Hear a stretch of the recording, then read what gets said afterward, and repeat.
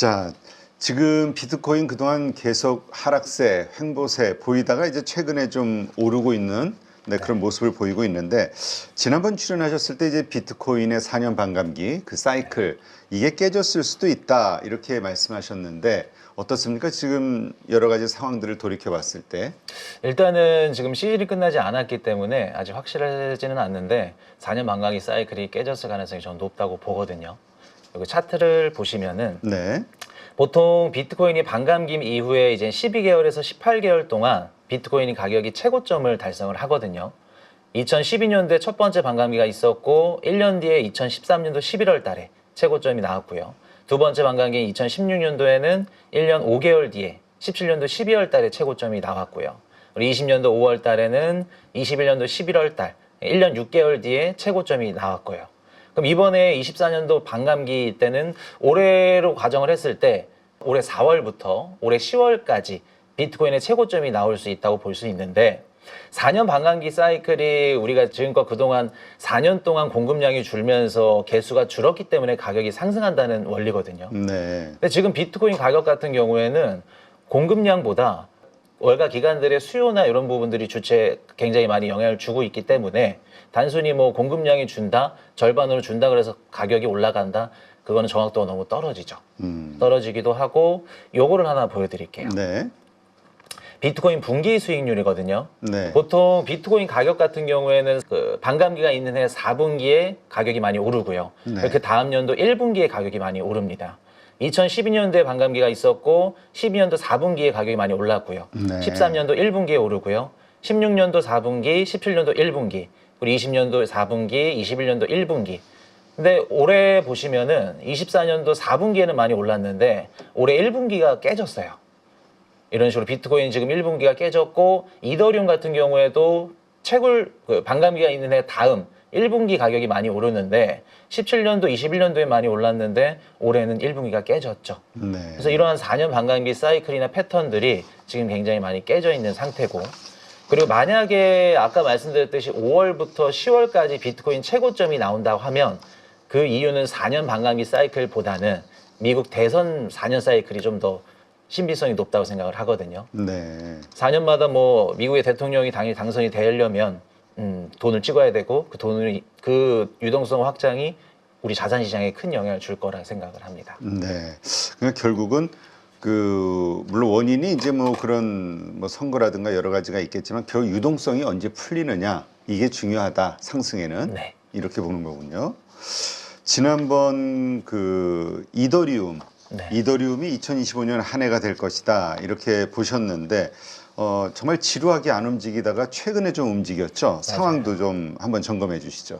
아마 2월 달이죠. 제가 했을 때도 이더리움 가격이 계속 떨어졌을 텐데 운 좋게도 출연하기 전에 이렇게 이더리움 가격이 좀 많이 올라서 좋게 생각을 하는데, 그때도 그렇고 지금도 그렇고 제가 이더리움 가격을 좀 좋게 보는 이유가 트럼프 행정정책의 암호화폐 정책 중에 가장 큰 수혜를 받을 수 있는 코인이 이더리움이라고 생각을 하거든요. 제가 개인적으로 봤을 때 경제적 그리고 정치적 이 두 가지로 나눈다고 하면은, 첫 번째 경제적 같은 경우에는 스테이블 코인을 통해서 많은 자본을 유입시킬 수 있거든요. 트럼프 행정정책이. 네. 그렇게 되면 뭐 ICO를 통해서 많은 자본을 유입시킬 수도 있고요. 예를 들어서 뭐 애플이라던가 아니면 뭐 일론 머스크라던가 이런 유명인들이나 기업들이 알트코인을 발행하게 되면 달러 기반화된 스테이블 코인을 통해서 미국 시장에 자본을 유입시킬 수밖에 없다는 거죠. 그리고 두 번째는 뭐 채권 발행이 있을 수 있겠네요. 뭐 미국 국채든 아니면 뭐 회사채든 아니면 뭐 펀드나 ETF 상품들도 스테이블 코인을 통해서 많은 자본을 미국이 받을 수 있을 거고요. 그리고 미국으로 관광객들이 뭐 여행을 간다고 할 때도 당연히 스테이블 코인으로 결제할 수 있게끔 한다 그러면 스테이블 코인이 많이 유입이 되면서 미국의 자본을 유치할 수 있겠죠. 그리고 정치적인 이유가 있는데, 보통 트럼프랑 1기 때도 그렇고 파월 연준의장이랑 사이가 안 좋잖아요. 그렇죠. 연준과 사이가 안 좋은데 연준의 권력을 좀 축소시킬 수 있는 방안 중에 한 가지가 스테이블 코인이 되거든요. 네.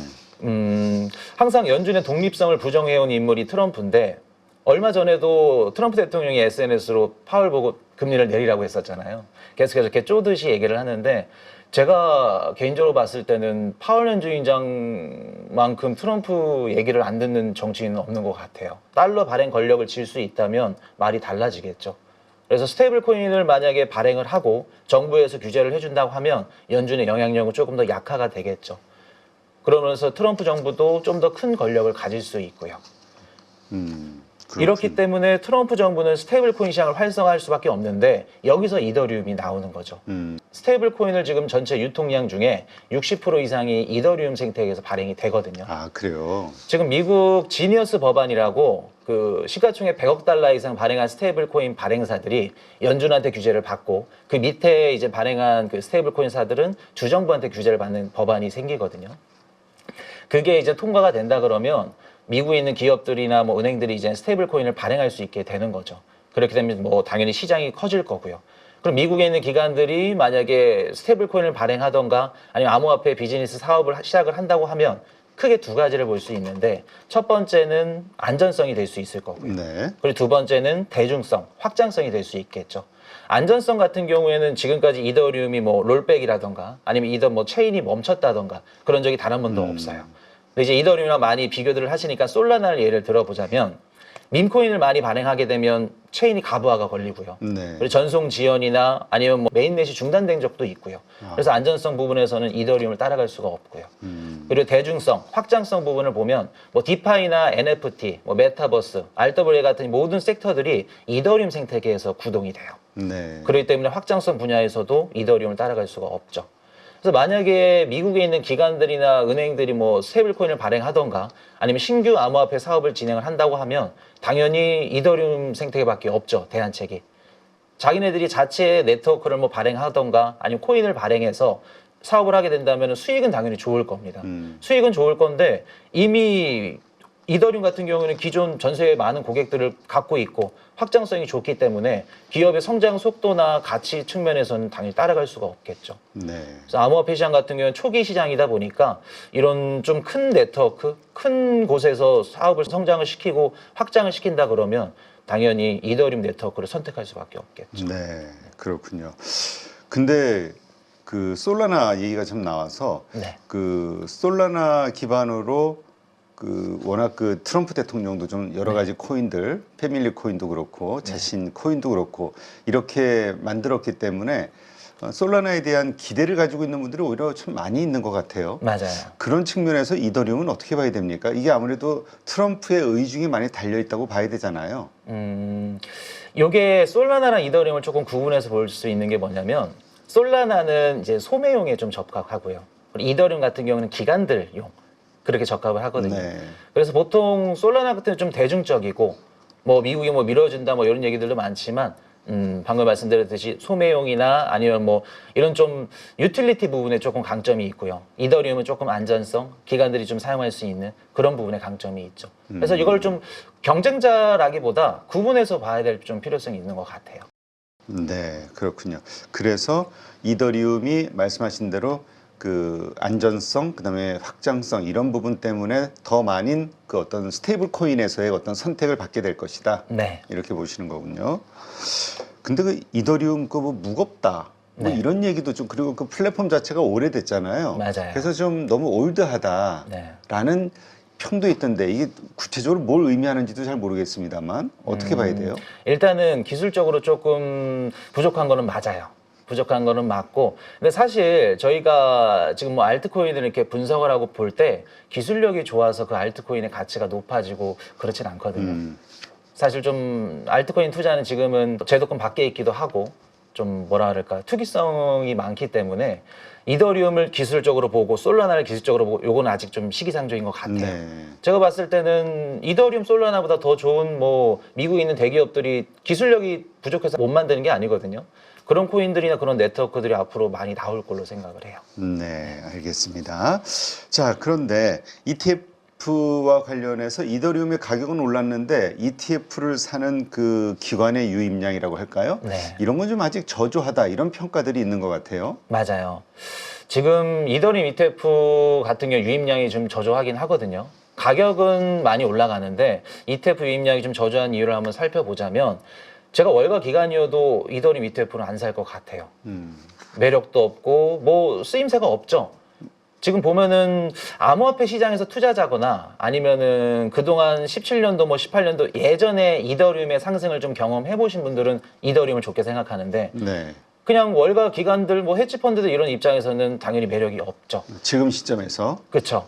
그리고 많은 투자자분들이 이더리움 현물 ETF 스테이킹 승인을 좀 기대를 많이 하시는데 사실 지금 이더리움 스테이킹 이자율이 한 2%에서 3% 정도 되거든요. 네. 근데 미국 국채 이자율이 한 3%에서 4% 정도 되는데 굳이 월가 기관들이 담을 필요가 없죠.